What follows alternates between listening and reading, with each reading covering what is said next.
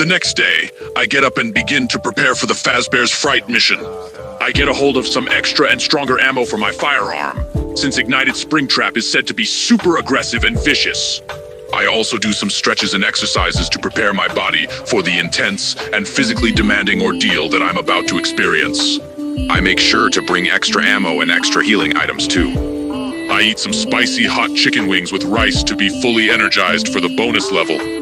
I know that I'll need all the energy I can get, as Ignited Springtrap is said to be much more aggressive and vicious than any animatronic I've ever encountered before.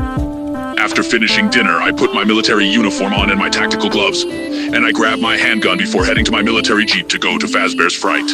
I'm ready for the challenge ahead, and I know that it's going to be an intense experience as I confront Ignited Springtrap. I get into my military jeep and start driving towards Fazbear's Fright, feeling determined and ready to take on this new challenge. I drive for a few minutes, and I soon arrive at Fazbear's Fright. I take the time to take in the old, dilapidated building and get a feel for the atmosphere. Everything about this place seems so ominous and eerie. It's definitely a departure from the Joy of Creation house I just experienced, that's for sure. Something about this place just screams danger and foreboding aura. I can't say that I feel entirely comfortable here, but it also makes me feel excited and ready to explore this place and see what mysteries it holds. I take a deep breath and step inside the building. The inside of Fazbear's Fright is just as dilapidated and abandoned as the exterior, and the entire place reeks with a foul odor. I can almost smell the rot and the decay wafting through the air, and it's a bit off-putting. I can feel the dust and rust clinging to my military uniform as I pass through the doorway, and I can hear the faint but distinctive sound of creaking floorboards and old hinges. I get the feeling that someone or something has been using this building recently, despite its appearance of abandonment. My phone suddenly buzzes, and I see that I've received a call from a private number. I decide to answer it, hoping that it's not something bad. I listen to the anonymous caller, who is the same voice from the game, and I get an eerie feeling as they tell me about Fazbear's Fright being an anchor for the dead. They then inform me that I need to find a hammer to damage 6 weakened pipes around the place in order to release the flammable gas, which will then cause an explosion to destroy the building, and thus release the enraged spirits that are trapped inside.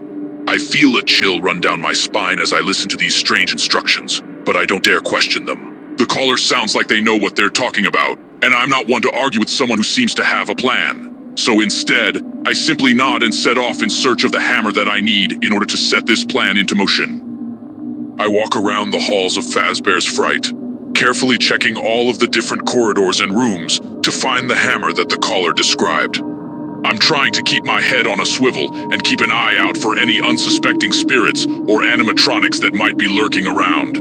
After spending several minutes of searching, I finally find the hammer in a small room. It seems to be exactly what the caller described, so I quickly grab it and head back out of the room. I have my orders, and I'm not going to dilly-dally around any longer. With the hammer in hand, I begin to search for the weakened pipes that the caller mentioned. I'm suddenly alerted by the sound of heavy metal footsteps coming down one of the hallways. I freeze in place, and I realize that it's Ignited Springtrap, who has finally shown himself. I quickly hide behind a nearby wall and peek around the corner to get a look at him. I peek around the corner and see Ignited Springtrap slowly making his way down the hallway. He's huge and imposing, and he looks much more menacing than he did in the game. He's also moving slowly and methodically, but I can't help but feel that he's just biding his time before he charges straight at me. I quickly dash away from Springtrap, making sure to get as far away from him as possible and find some way to put some distance between us. I know that Ignited Springtrap is dangerous, and I don't want to get drawn into a fight with him unless I have no other choice. I dart into the main office from the FNAF 3 game, noticing the weak pipe right by the doorway. I hit it with my hammer, and it quickly succumbs to the damage and breaks apart, releasing a flood of flammable gas into the air. I move deeper into the main office, searching for the next weakened pipe. I realize that I have to be quick to find them all, as I can already hear the footsteps of Ignited Springtrap approaching. I make a run down the hallway, hoping to make some more distance between me and Ignited Springtrap before he decides to attack me. I'm also trying to keep an eye out for any other weakened pipes that the caller described. I see another weakened pipe just down the hallway, and I quickly rush over to it, smashing it open with the hammer. The gas flows out and floods the area, just as the first pipe did. Suddenly, I turn around and see Ignited Springtrap charging towards me at full speed down the hallway. He's moving much faster than before, and his footsteps are shaking the entire building. I quickly hide behind a nearby wall again, hoping to avoid his direct line of sight for as long as I can. As Ignited Springtrap charges down the hallway, I get a strong urge to run. I immediately flee down the halls and corridors of Fazbear's Fright, and I can hear the relentless footsteps chasing right behind me. I run through the corridors and hallways as fast as I can, hearing Ignited Springtrap chasing after me. I'm getting tired, but I don't dare stop for even a second, as his footsteps get ever closer. I turn a corner and lose sight of Ignited Springtrap in the process. I take the opportunity to catch my breath and check the area around me for any more weakened pipes. I need to be quick, as I know it won't be long before Ignited Springtrap finds me again. I see the third pipe, and I strike it with the hammer, shattering it open and releasing more flammable gas into the air. I see the third pipe, and I slam the hammer into it, releasing even more flammable gas into the air. It floods the hallway with a thick fog, making it even harder to see anything. As the gas begins pouring out, it spreads quickly and soon fills the entire hallway. I begin searching for the fourth pipe, hoping to find it quickly before Ignited Springtrap finds me again. I know that the building is filling up with gas from all the weak pipes that I've damaged, so I need to get in and out quickly. I see the fourth pipe in another hallway, and I quickly run over to it, smashing it open with the hammer. More gas floods the air, rapidly filling the hallway and making it difficult to breathe. I hear the heavy footsteps of Ignited Springtrap charging up once again, so I quickly begin dashing away as fast as I can to gain some distance. I'm starting to get tired and out of breath from all of this dashing and running around, but I keep pushing onward, looking for that fifth weak pipe. I spot the final two weak pipes in my vicinity, and I quickly run over to them, smashing each with the hammer and releasing the final bit of gas that this building can take before igniting. Now that all the pipes are damaged, my next objective is to find a lighter to ignite everything and destroy the building as quickly as possible. I start searching the nearby rooms and corridors, hoping to find one before Ignited Springtrap catches up with me again. I search different rooms and hallways, checking every corner and nook and cranny for a lighter. I know that time is of the essence, as I've already heard the footsteps of Ignited Springtrap closing in on me again. I spot the lighter on a desk in the security office, and I immediately make a run back to the main entrance as quickly as I can. I'm hoping that I can light the flammable gas and get out of this building before Ignited Springtrap attacks me again and potentially ends my life.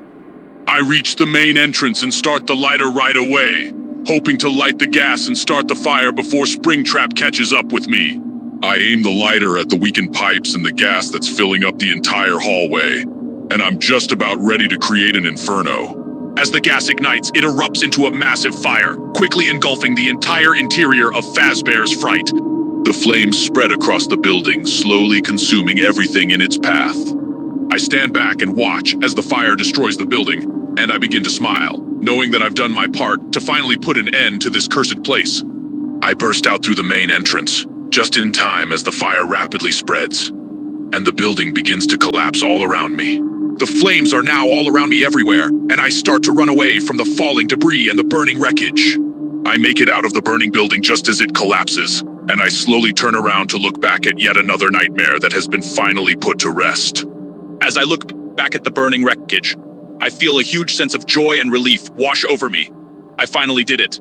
I survived the joy of creation, and I managed to destroy Fazbear's Fright once and for all. It was a close call, and I'm exhausted, but I did it. I'm alive.